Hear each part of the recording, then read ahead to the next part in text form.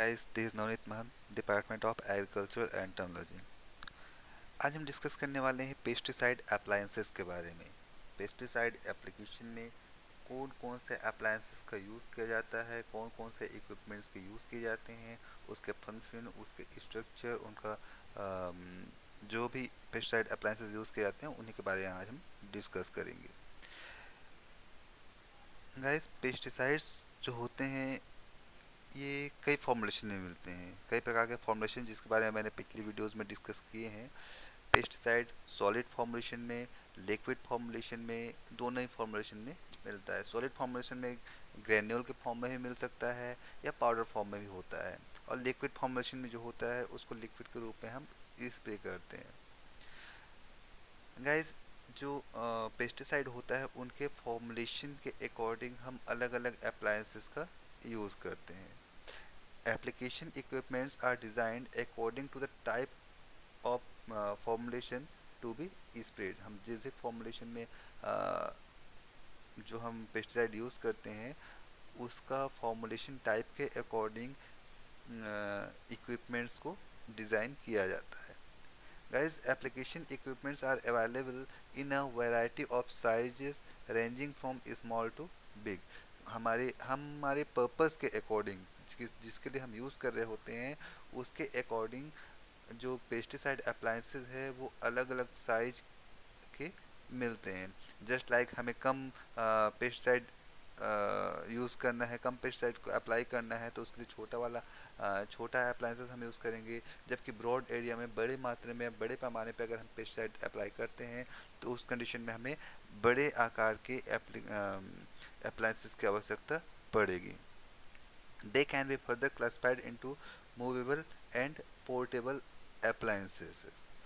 By movable is meant that which can be moved around on wheels or lifted by two or more person। जो mobile होता है वो move हो सकता है, एक जगह से दूसरी जगह उसको ले जाया जा सकता है। अब पोर्टेबल जो इक्विपमेंट्स होते हैं दे में be carried by one person.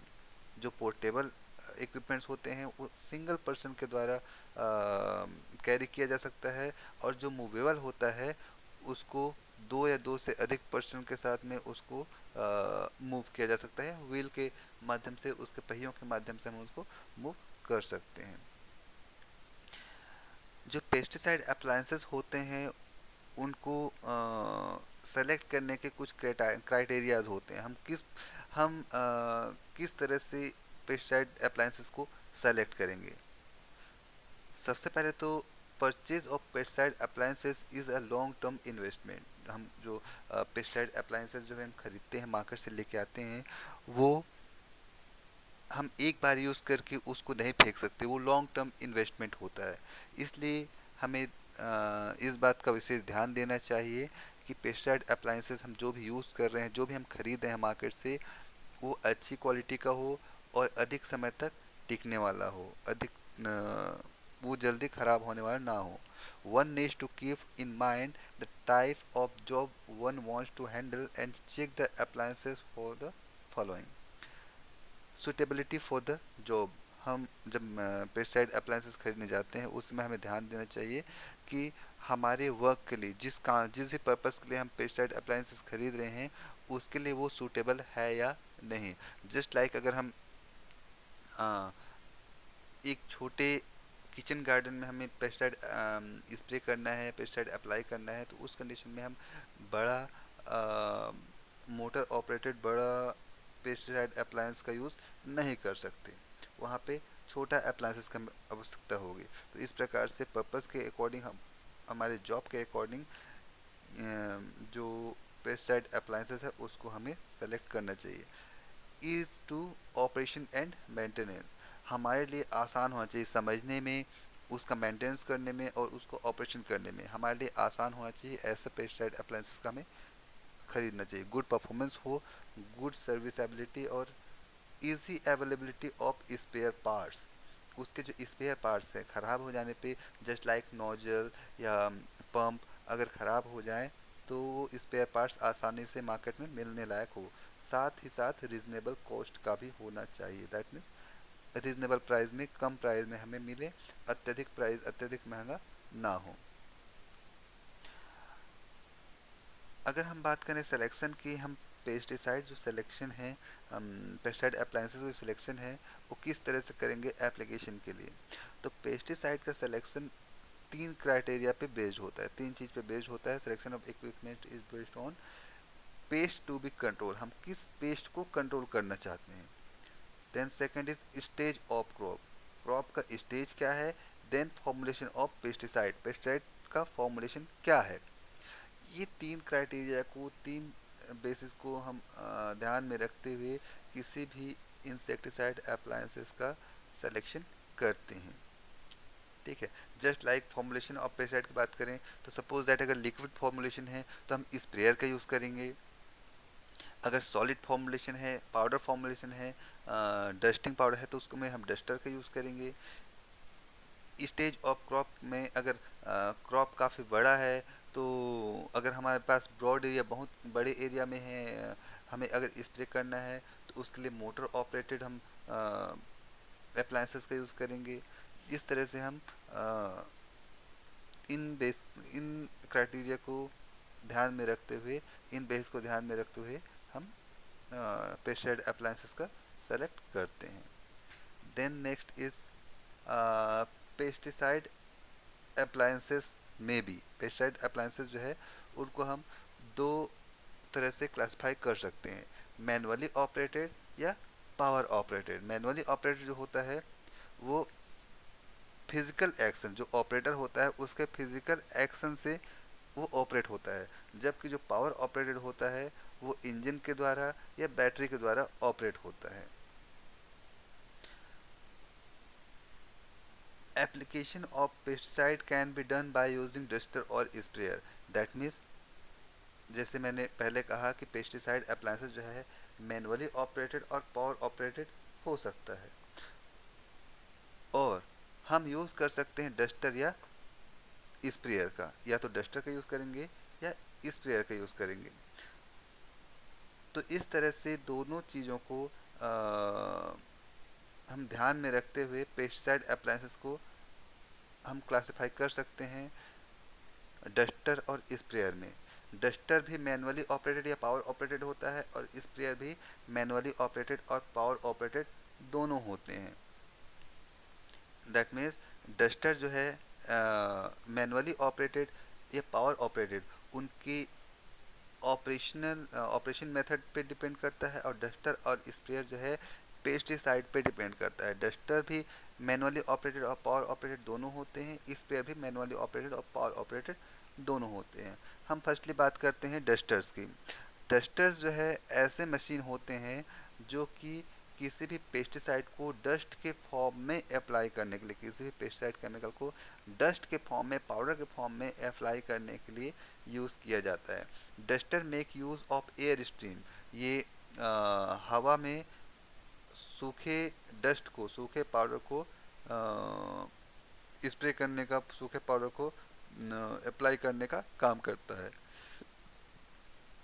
Duster में मेनली वो मैनुअली ऑपरेटेड हो या पावर ऑपरेटेड हो, दोनों ही कंडीशन में मेनली 5 पार्ट्स इसमें होते हैं। First one is hopper, second one is agitator, third one is feed control, fan और ब्लोअर एंड डिलीवरी नोजल। ये 5 पार्ट्स डस्टर के मेन पार्ट्स होते हैं। और डस्टर जो है जैसे कि मैंने पहले ही बताया मैनुअली ऑपरेटेड पावर ऑपरेटेड दोनों टाइप के हो सकते हैं। तो डस्टर में फर्स्ट है मैनुअली ऑपरेटेड। मैनुअली ऑपरेटेड जो है प्लंजर डस्टर, बिलो डस्टर या रोटेटेड डस्टर, तीन टाइप के डस्टर होते हैं। और पावर ऑपरेटेड जो है जो मेनली यूज़ होने वाले 4 टाइप के पावर ऑपरेटेड डस्टर हो सकते हैं। Power duster, power take off duster, traction duster और वेट डस्टर। हम फर्स्ट बात कर लेते हैं प्लंजर डस्टर की। प्लंजर डस्टर जो है एक सिंपल सा एयर पंप होता है। This consist of a simple air pump of the which simple plunger type a dust chamber. एक सिंपल सा एयर पंप होता है जिसमें सिंपल सा एक प्लंजर टाइप का डस्टर होता है, एक प्लंजर टाइप का डस्ट चैम्बर होता है जो कि आसानी से जो डस्ट हमारा जो पेस्टिसाइड होता है उसको डस्ट के रूप में फ्लो कर सकता है. This are useful for sport application in the restricted areas and for controlling ants, poultry pest and pest of farm animals. क्योंकि ये बहुत ही छोटा होता है, ये प्लंजर के रूप में हम इसको यूज़ कर सकते हैं, इसलिए इसको हम स्पोटेड एरियाज, दैट मीन्स किसी स्पेसिफिक एरिया जैसे घर के किसी कोने में अगर चींटी निकल रहे हैं, चींटी कंट्रोल करने के लिए वहाँ पे अगर हमें डस्ट पाउडर डालना है तो वहाँ पे हम इस प्रकार के डस्टर का यूज़ कर सकते हैं. या एनिमल्स के ऊपर में अगर हम एनिमल्स के पैरासाइट्स को कंट्रोल करने के लिए उनके ऊपर अगर हम कोई पेस्टिसाइड डाल रहे हैं तब हम इस प्रकार के डस्टर का यूज़ कर सकते हैं. Then next is below duster. Below duster, on squeezing it puffs the air and expel the dust in a small cloud. These are also used for sport treatment.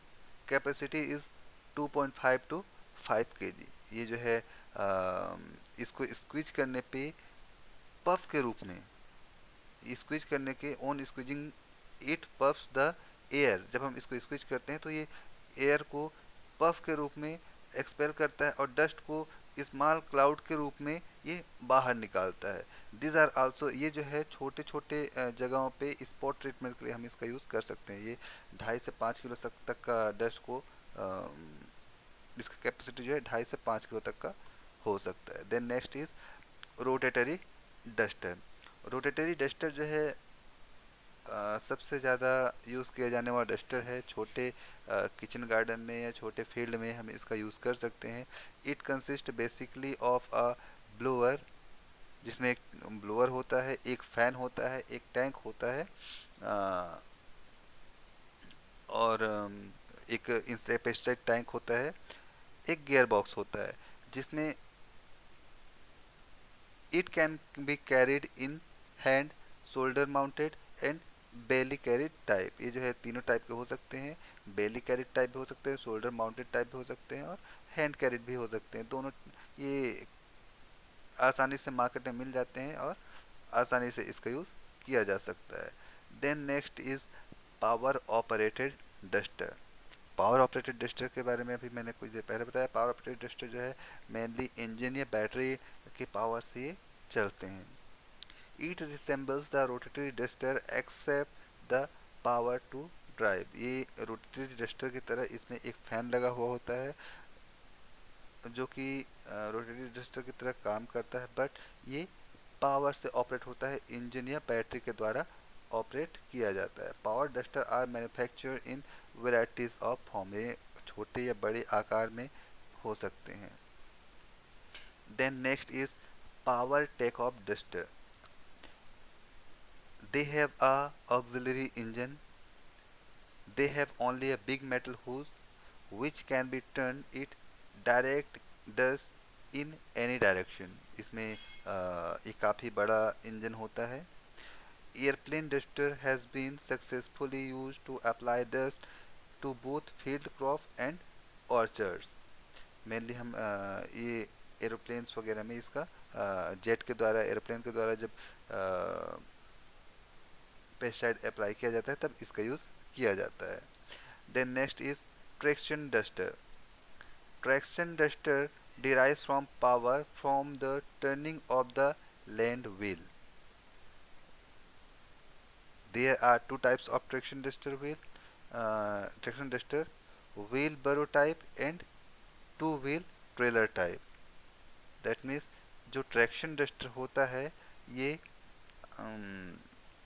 ज़मीन में चलता है. दैट मीन्स इसको हम, इसमें व्हील लगे हुए होते हैं, चक्के लगे हुए होते हैं जिसको हम जो कि दो टाइप के हो सकते हैं. First one is duster wheelbarrow type and wheelbarrow type and second one is two wheel trailer type. Wheelbarrow type are used for small areas and the other is used for large area और field.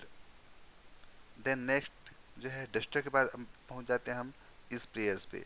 Sprayers जो है ऐसे machine होते हैं जिनका use liquid form में जो pesticide होते हैं उनको अप्लाई करने के लिए यूज़ किया जाता है। दैट मीन्स लिक्विड फॉर्म में अगर कोई पेस्टिसाइड है तो उसको अप्लाई करने के लिए हम स्प्रेयर का यूज़ करते हैं। Sprayer is machine to apply fluids in the form of droplets.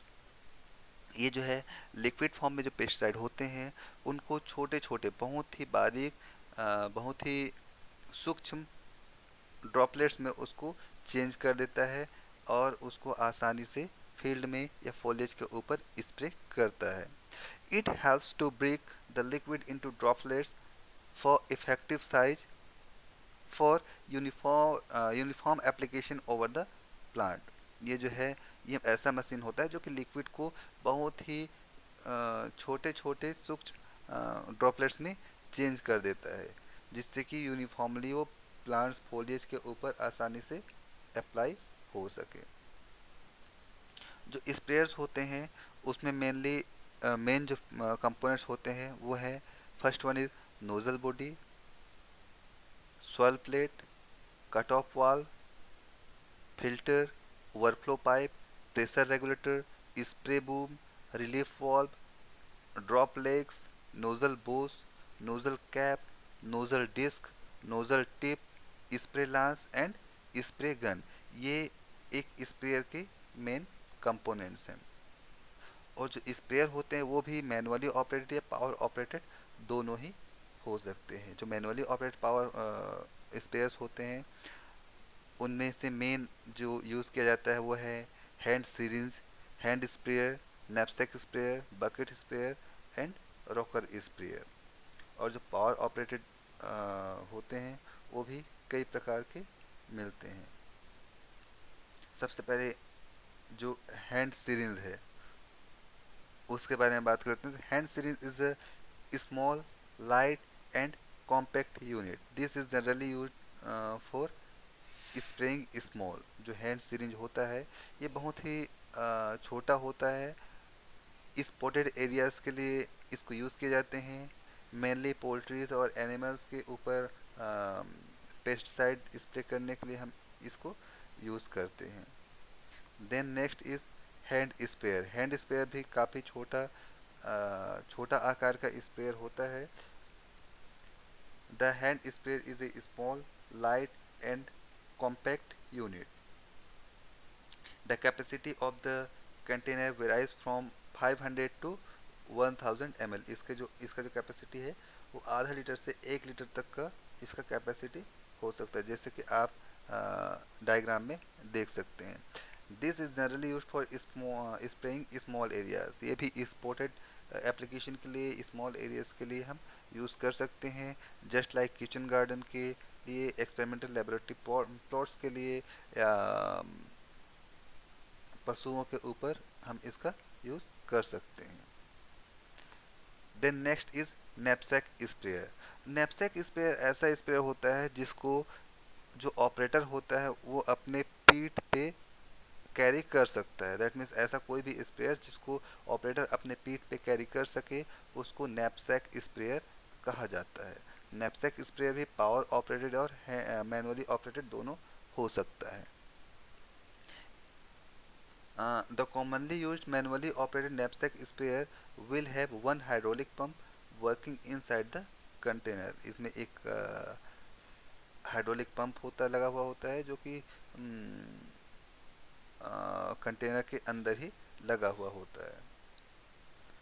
Then next is rocker sprayer.